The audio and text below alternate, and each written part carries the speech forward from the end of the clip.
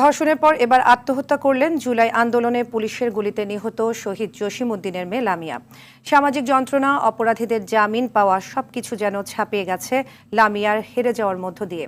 একবার ভাবুন, আপনার বোন কিংবা আপনার মেয়েকে কেউ ধর্ষণ করলো, আপনার মেয়ে বা আপনার বোন কিংবা আপনি বাদী হয়ে ধর্ষকের বিরুদ্ধে মামলা করলেন, কিন্তু 1 মাস 2 মাস 3 মাস 4 মাস পরে আপনি দেখলেন ধর্ষকের কিছুই হয় নাই, সে প্রকাশ্যে রাস্তায় বের হচ্ছে, ঘোরাঘুরি করছে, হাঁটাহাঁটি করছে, হাসাহাসি করছে, তখন আপনার অনুভূতিটা কেমন হবে?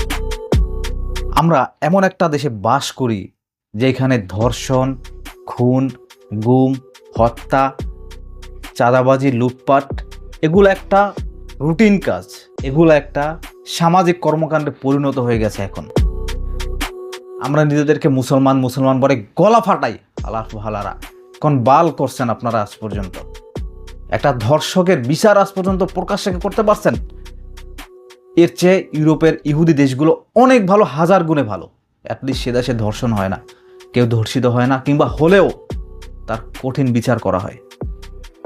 The fuck is this man? একটা সভ্য জাতি এভাবে বাঁচতে পারে না, এভাবে একটা দেশ কখনো চলতে পারে না। জুলাই আন্দোলনে শহীদ হওয়া এই বাবার মেয়ে, গণধর্ষণের পরে লামিয়া নামের মেয়েটা, সে মামলা করে, মামলার পরে পুলিশ তাকে ধরে নিয়ে যায় অপরাধীদের, পরে আবার অপরাধীরা ছাড়া পেয়ে বের হয়ে সাধারণ জীবনযাপন করতেছে। এই ক্ষোভে, এই আক্ষেপে মেয়েটা আত্মহত্যা করে নিজের জীবন দিয়ে দিয়েছে। আর কি লজ্জার আছে এর চেয়ে আমাদের? আর কি বাকি থাকার কথা আমাদের? আপনাদের লজ্জা বলতে কিছু নাই ভাই।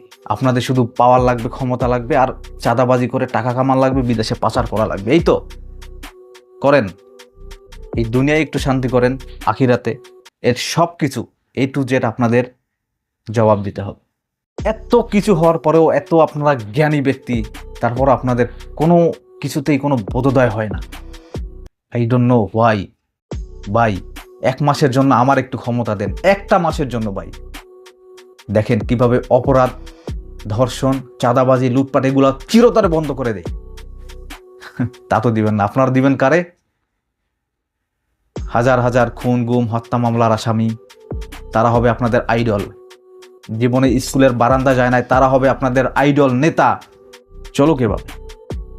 আপনি যদি আপনার নিজের ভাগ্যের পরিবর্তন নিজে না করতে পারেন, তাহলে ভাই এইভাবেই আপনার আজীবন পার করে দিতে হবে। আপনার ছেলে মেয়ে বড় হবে, তারাও এই দেখবেন আপনার ছেলে মেয়ে PhD করার পরেও 5+ একটা নেতার পিছে ঘুরে, বা 5+ একটা নেতার কমান্ড মেনে জীবনযাপন করতে হবে। You want this life? Yes, I think you want, because you deserve it. If you don't, please at least প্রতিবাদটা করেন বা অ্যাভয়েড করেন। প্রতিবাদ প্রকাশ্যে না করতে পারলে, ভয় পেলে অ্যাভয়েড করেন, এড়িয়ে চলেন। আসুন ভাই, একটু সভ্য হই আমরা। আসসালামু আলাইকুম।